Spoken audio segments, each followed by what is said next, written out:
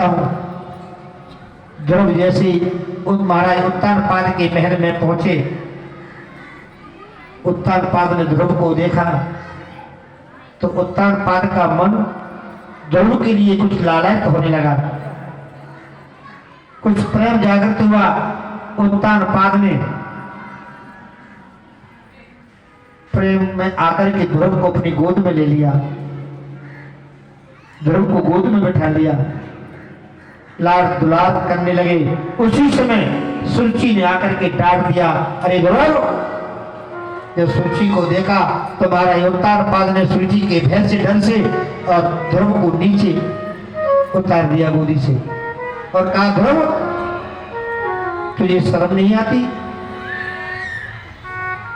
तू इनकी गोद में बैठ रहा है, तुझे लज्जा नहीं आती? तू मेरी इस गोद का अधिकारी बनना चाहता है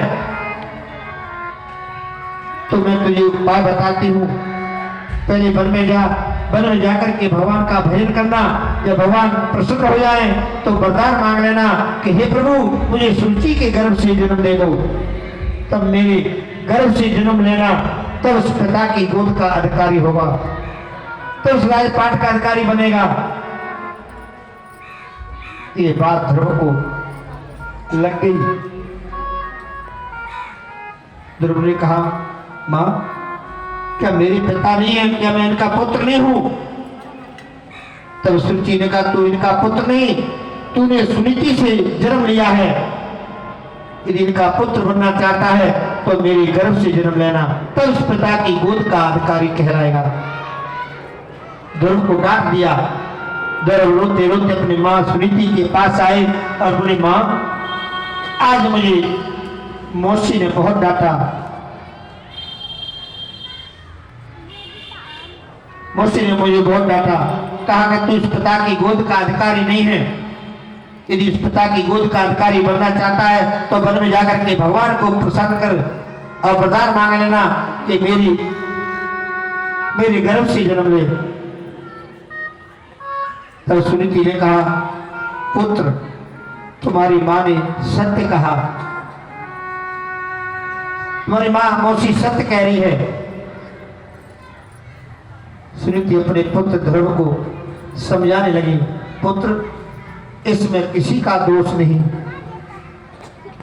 ये तो हमारे भाग्य का दोष है, हमारे भाग्य का दोष है, किसी का दोष नहीं है।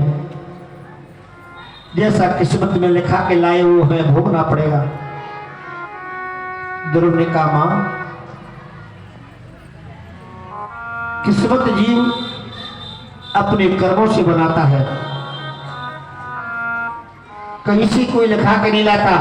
हम कर्मों के द्वारा जैसे कर्म करते हैं वैसे हमारी किस्मत लिखी जाती है।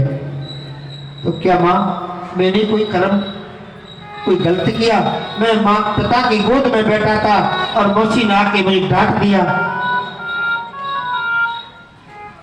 तो सुनीति ने कहा, ध्रुव मौसी ने जो कहा ठीक है, तुम वन में जाओ, भगवान को प्रसन्न करो, भगवान को प्राप्त करो, सबसे बड़ा धर्म है।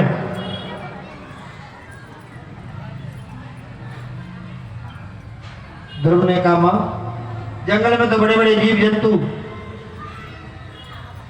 घूमा करते हैं।